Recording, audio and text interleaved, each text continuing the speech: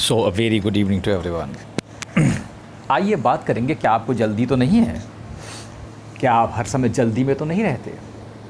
क्या आपको ऐसा तो नहीं लगता कि सब कुछ जल्दी जल्दी पालें और सब कुछ जल्दी जल्दी हो जाए हमारे जीवन में? इस भागा दौड़ी भरी ज़िंदगी में अक्सर हम ये कहते हैं कि मुझे जल्दी है, मुझे जल्दी जाना है, और हम सब कुछ जल्दी जल्दी कर लेना चाहते हैं। शायद हमारी ज़िंदगी ऐसे हो गई थी, ये तो अलग बात है कि इस वायरस ने थोड़ा ज़िंदगी को धीरे कर दिया। खैर, देर सवेरे पटरी पे आ जाएगी, वो एक अलग बात है। लेकिन फिर भी क्या आप जल्दी में तो नहीं रहते? मेरा आपसे फिर यही सवाल है। अक्सर ये देखा गया है कि लोगों को जल्दी मची हुई है। तो अगर आपको जल्दी है तो जल्दी में कुछ प्राप्ति नहीं है। यहाँ मैं कुंडलिनी जागरण की चर्चा कर लूँ, आध्यात्मिक जगत की चर्चा कर लेता हूँ, वो भी ठीक है।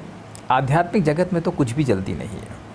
आध्यात्मिक जगत तो ऐसा जगत है कि यहाँ पर तो अगर आप जा रहे हैं इस पाथ पे या इस मार्ग में, तो आपको बिल्कुल आराम से बैठे रहना चाहिए। बिल्कुल आराम से यहाँ सब काम होता है। देखिए, वो उसमें एक अच्छा डायलॉग भी कहा गया है कि nature is never in a Hari but everything is done. ऐसे शायद किसी जैन मॉन्क ने कहा है कि प्रकृति हर कार्य को कर लेती है पर उसे जल्दी किसी चीज़ की नहीं होती है। तो प्रकृति से ये गुण तुम्हें सीखना पड़ेगा। अगर तुम विशेषकर आध्यात्मिक मार्ग में चलना चाहते हो और जाना चाहते हो तो तुम्हें इस बात में हमेशा ध्यान रखना चाहिए, तुम्हें कोई जल्दी नहीं होनी चाहिए। क्योंकि यहाँ पे जल्दी का कोई सवाल ही नहीं है। तुम्हारे अगर कोई समझदार गुरु होंगे तो वो तुम्हें ऐसी ट्रिक बता देंगे, ऐसा बना देंगे कि तुम्हें वास्तव में किसी चीज़ की जल्दी नहीं रहेगी। ऐसा मैं इसलिए नहीं कह रहा हूँ कि तुम बिल्कुल भी जल्दी मत करो या कुछ करो ही मत, अपने आप जो होगा होगा। ऐसा भी हो सकता है, अगर तुम्हारे ऊपर इतना विश्वास हमारे पास है और श्रद्धा है तो ऐसा भी हो सकता है। देखो, मैं इसलिए कहता हूँ क्योंकि ऐसा हो सकता है कि तुम्हें इस जन्म में कोई चीज़ की प्राप्ति ना हो। तुमने प्रयास किया, तुमने ये किया, तुमने बहुत कुछ किया। मान लो एक मैटेरियलिस्टिक वर्ल्ड की बात करते हैं। मान लो तुमने एक प्रयास किया मन से कि मैं IAS बन जाऊँ। चलिए IAS ही ले लेते हैं, ठीक है। मैं IAS अधिकारी बनना चाहता हूँ और आपने बहुत प्रयास किया। आपने 3-4 अटैम्प्ट दिए, 4-5 अटैम्प्ट दिए, रिटर्न निकाला, प्री निकाला और मेंस निकाला, फिर लेकिन आप इंटरव्यू में रह गए या कुछ ऐसा हुआ आपके साथ, नहीं हो पाया आपका। आपने कई बार बहुत ही अच्छा प्रयास किया और आपके चांस पूरे थे, ठीक है। तो जानते हैं क्या होगा?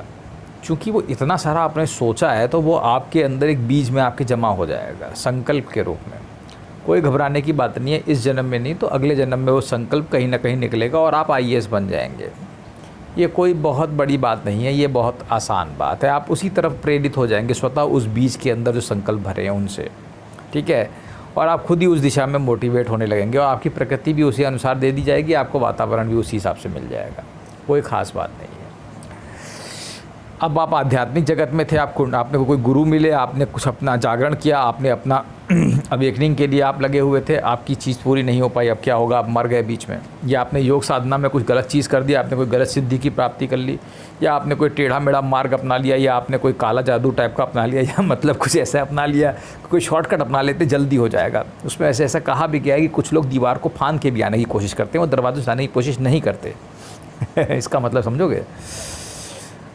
चूँकि सुप्रीम कॉन्शियसनेस के दरवाजे स्पेसिफिक हैं, ठीक है, उनसे ही प्रवेश करना होता है। क्योंकि कुछ लोग चालाक होते हैं, वो शॉर्टकट मार देंगे, दीवार से फांद जाओ लेकिन वहाँ से सफलता नहीं मिलती है।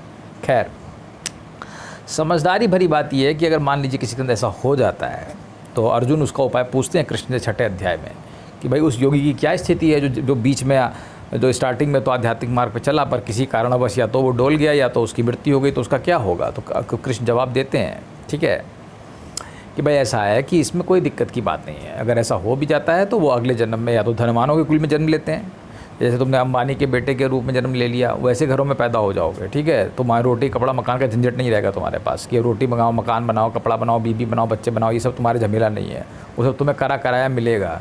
जब तुम्हें आध्यात्मिक सिद्धि की प्राप्ति जिसको जिस काल में होगी तो उसके लिए एक बेस पहले तैयार होगा, नहीं तो उसका सारी ऊर्जा तो रोटी कपड़ा मकान में निकल जाएगी, तो वो आध्यात्मिक जीवन क्या चलाएगा, ठीक है। या बीवी बच्चे पालने में निकल जाएगा तो वो आगे क्या बढ़ेगा? तो that is a simple point यार। तो उसको वो सब चीज़ें वहाँ पे अगले जन्म में स्वतः ही मिल जाएंगी। कभी कभी तुम कहते नहीं हो कि कैसे ऐसा होता है कि वो अमीर घर में पैदा हो गया, तुम जलते हो। वो अमीर घर में पैदा, उसका सब कुछ पहले से ही, उसे तो कुछ करने की ज़रूरत ही नहीं और तुम यहाँ ऐसे कर रहे हो। तो पॉइंट इज़ दैट इज़ प्रारब्ध, उसके पूर्व जन्म के कर्म है वो। That is the simple Karma philosophy. तो वो उस हिसाब से ही पैदा होता है। तो धनवानों के कुल में पैदा होगा, योगियों के कुल में पैदा होगा, कृष्ण कहता है, ठीक है। अगर मान लो किसी की आध्यात्मिक साधना अधूरी रह गई तो वो योगियों के कुल में पैदा हो जाएगा, और वहाँ से उसको वो सब चीज़ें वापस, उतनी साधना उसको वापस मिल जाएगी। अब आप ये भी समझ लीजिए, ये ऐसा पथ है, इसमें अगर थोड़ी भी प्रगति की जाती है तो वो नष्ट कभी नहीं होती है, वो आपके साथ आपके अगले जन्म में जाएगी, वो भी सीड में घुस जाती है और सीड के साथ वो अगले जन्म में आपको मिलेगी वैसे के वैसे ही, सब कुछ वैसा मिलेगा, फिर आप उससे आगे उन्नति करोगे। ऐसा कृष्ण गीता में कहते हैं और ऐसा ही हो, ऐसी प्रैक्टिकलिटी लगती भी है, क्योंकि कोई भी एक जन्म में शायद इस महान गंगा को लांघने, संसार सागर को लांघने वाला भाई बड़ा मुश्किल है, ठीक है। So there is a way, you know, so that is why I say don't be in अ हरी। कभी भी आपको जल्दी नहीं करनी चाहिए, बिकॉज ये एक ऐसा मार्ग है, आध्यात्मिक मार्ग। अगर इस जन्म में नहीं तो अगर आपका सच्चा संकल्प है, अगर आप हृदय से साफ हैं, there is nothing to worry. आप अगले जन्म में ले जाओगे उसको, अगले जन्म में आप पाओगे। अगले जन्म में आपको इतनी मेहनत नहीं करनी है, उसके आगे ही बढ़ोगे, नीचे नहीं गिरोगे।